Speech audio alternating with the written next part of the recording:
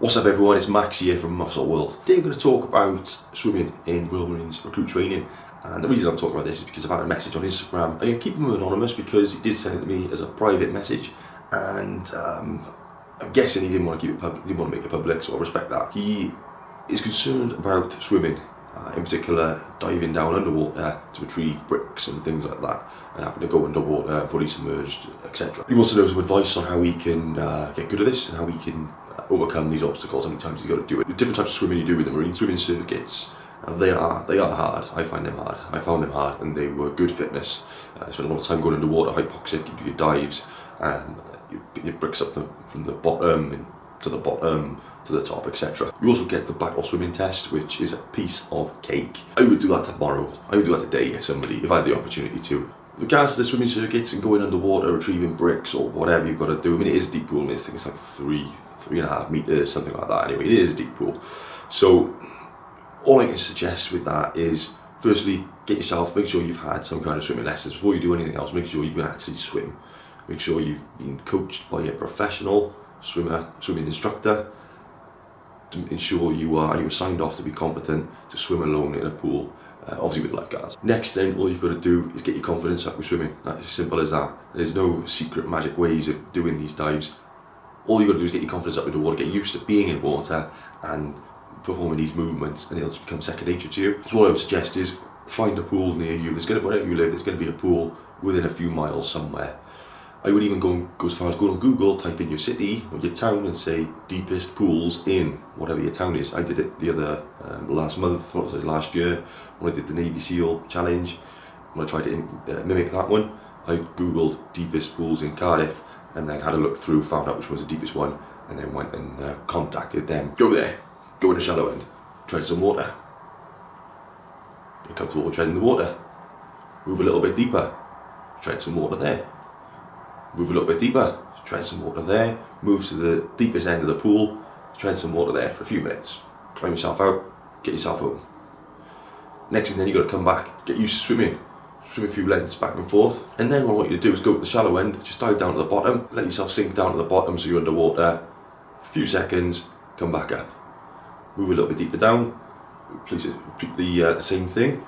Just allow yourself to float down to the bottom, swim down, sort of bit of a breaststroke towards the bottom. Touch the surface, touch the bottom of the pool, go back to the top, go a little bit deeper, do the same thing. The idea is here as you are slowly, gradually stepping into getting into the deeper parts of the water. Have goggles on, that's fine, by all means have goggles on. We're going into the deeper sides of the pool. You can do a bit of a sort of surface dive where you sort of almost come up, so there's a surface of the water, you're going to sort of come up a little bit and then you power yourself down using your hips, your legs, and you're really sort of driving with your arms. So that'll help pick up your pace and help with this, I call it a surface dive, whether that's a technical term, I don't know. Now the concern initially was for being underwater and having to dive down and get the brick. Now, imagine a scenario, it's going to be a load of you in a pool and they're going to say go get your brick. You've got to dive down and you're not going that far. To be honest with you, if you think about how far you're travelling, it's 3.5 meters, so just a little bit taller than you really, maybe 2.5 times your height. If you go down quickly, retrieve the brick, go back to the surface, you're only going to be in the water for a few seconds. So if you can do this,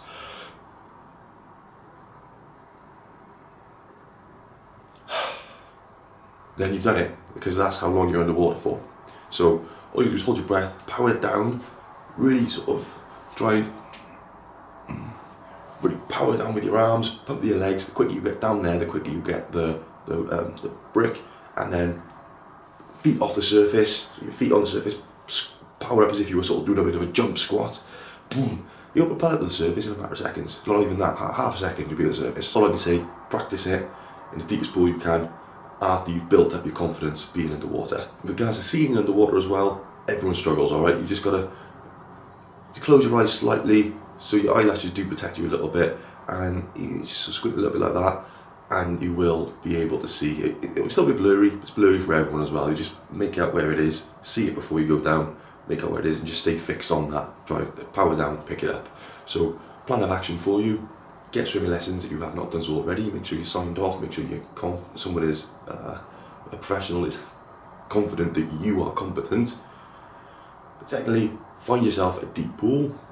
Thirdly, in phases, build your confidence up by going into the deeper parts of the water and just treading water, swimming, and then practicing your dives. And then lastly then, just practice. The more time you spend doing these sort of things, going underwater, just go to the bottom of the pool, swim back up, doing anything really which gets you underwater. The more time you spend underwater, the more confident you get under the water, and the happier you're going to be, and the less of a problem it's going to be for you. Anyway, hope this helps. All the best.